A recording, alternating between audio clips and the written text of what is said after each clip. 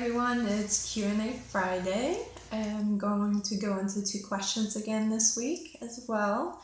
Question number 1 was, why use ASL signs instead of made-up signs when you're trying to build a communication base with your child?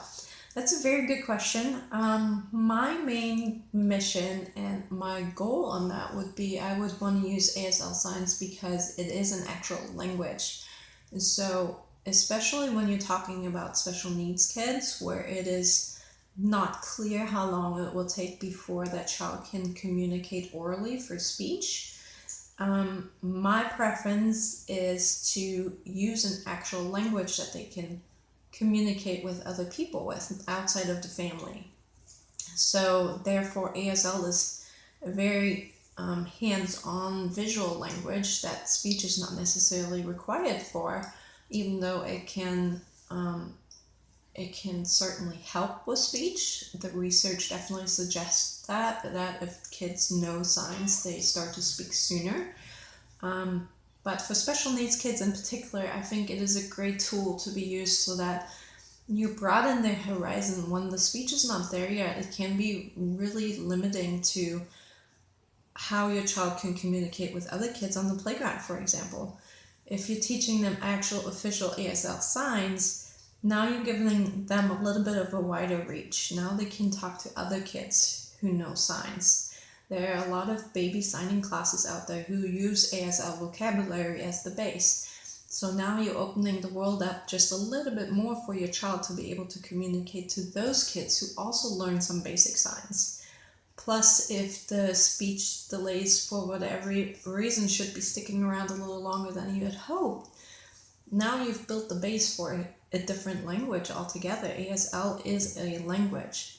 So if something were to come up where you needed to build on that more than you had originally anticipated, the base is already there.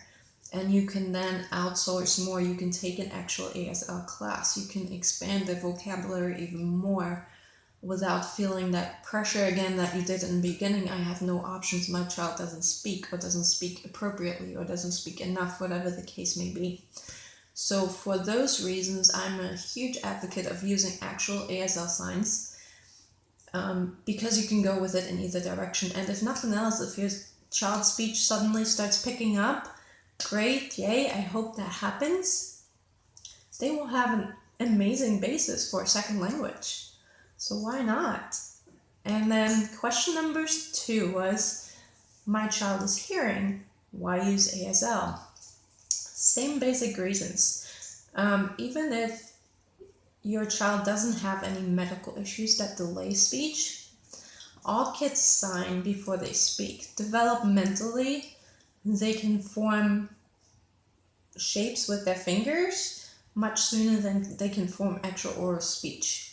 So from a parenting perspective alone, that's a huge benefit because you are now cutting down on the frustration level. You can actually ask your child, what do you want? Do you want juice or do you want milk? And they can choose. Wouldn't that be nice to ask a 1-year-old, do you want juice or milk, instead of playing the guessing game and they're just pointing at random things and 5 minutes later you still haven't made them happy?